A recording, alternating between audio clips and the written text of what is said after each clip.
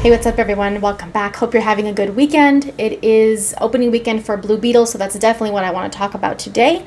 I don't anticipate getting into spoilers because it is still opening weekend, so posting a review this early, I don't think I'm going to get into spoilers right now. Before I get into that, shout out to any new subscribers, and don't forget to hit the subscribe button if you enjoyed this video. I do appreciate it, so let's go ahead and get into Blue Beetle. I'm just going to start off by saying I really enjoyed it. I thought it was a very enjoyable movie. I liked it. I anticipated that it would be an enjoyable movie based on the trailers. From the beginning, since we found out that Xolo Maridueña was going to be cast in the role of Jaime Reyes, I thought that was a good choice, and I still, after seeing the movie, definitely think it was a good choice as far as casting. I was a little bit concerned about the runtime, being that it is just over 2 hours including credits, but I thought it would make it feel too rushed and too fast and kind of just like beginning, middle, end.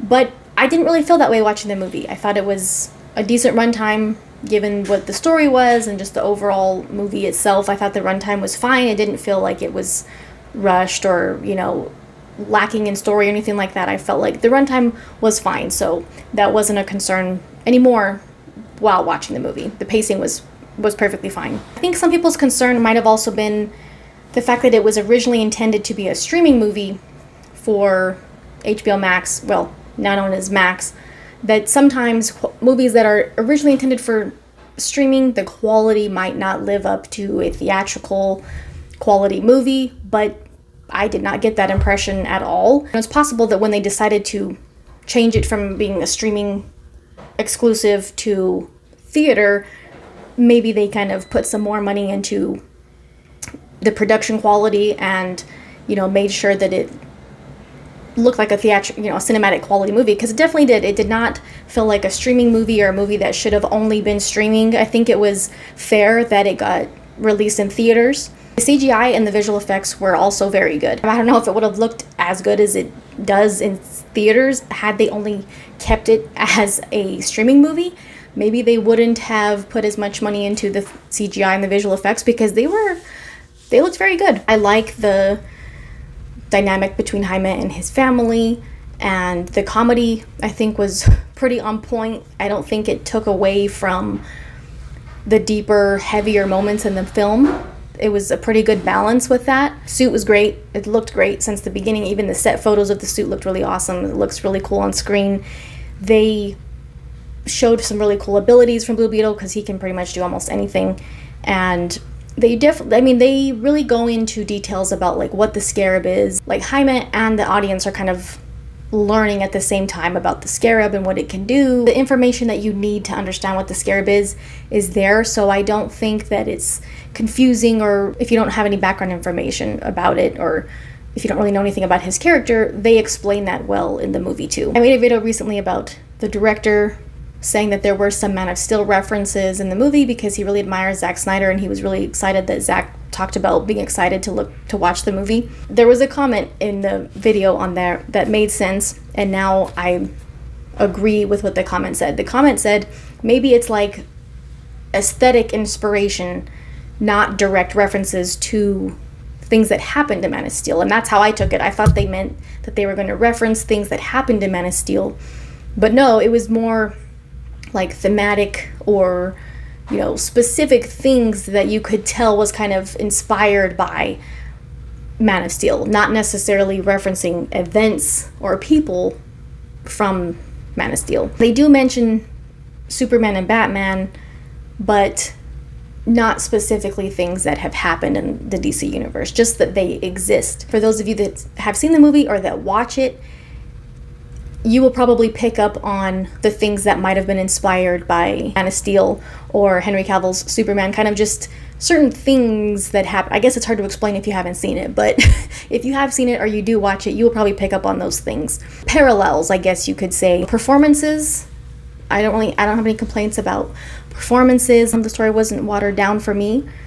It was engaging, it was entertaining. The villain was, I think, sort of different than just having a villain with the same abilities or similar abilities to the protagonist. I guess if you watch the movie, that makes more sense. I don't really want to get into spoilers about that, but I think the villain in this case was a threat. I think they did a pretty good job given who the main villain was, and the fact that the main villain wasn't necessarily another meta-human or superpowered being. In a way, there was a kind of a villain like that, but then, the person pulling the strings, who was the main villain, was different kind of from other, DC movies that we've had before. The only thing that might have been lacking a little bit was action scenes. The action scenes that are in the movie are good. There's good choreography. Like I said, they show you some really cool abilities from his character and from the Scarab and what he can do with the Scarab, showing you the difference between, like kind of what happens if he lets the Scarab take over. They definitely go into that. So I like that they show the fact that he's trying, that he kind of has to control it. Like I said, fight scenes, choreography, the third act was not cut short or anything like that. Final fight, it could have used a little bit more action scenes at other parts in the movie, I guess, before the third act. But the action scenes that are in the movie are well done. Overall, it was good, and I hope that they do keep him around, because I do think that, it would be cool to see him again on screen. I hope people watch it.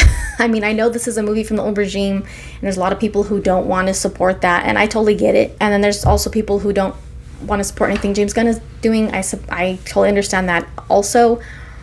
But if you just want to see the movie for what it is and just enjoy the movie for the movie itself, and if you like the character, then I hope people do watch it. I hope people see it, so that way it won't be another situation of WB, the new people, saying, oh, well, we were going to continue with him, but we're not because it didn't do as well as we thought or wanted it to. That's kind of unfair because they already put it out there that he is going to continue. Xolo, he did a great job in the role, and I would think it'd be cool to see more of his character, more of what he can do, and going up against different superheroes or antagonists, and seeing him in that world more with other characters. I think it would be cool to see him again. So overall, really enjoyed it. I recommend it if you haven't seen it, or if you don't know if you're going to watch it.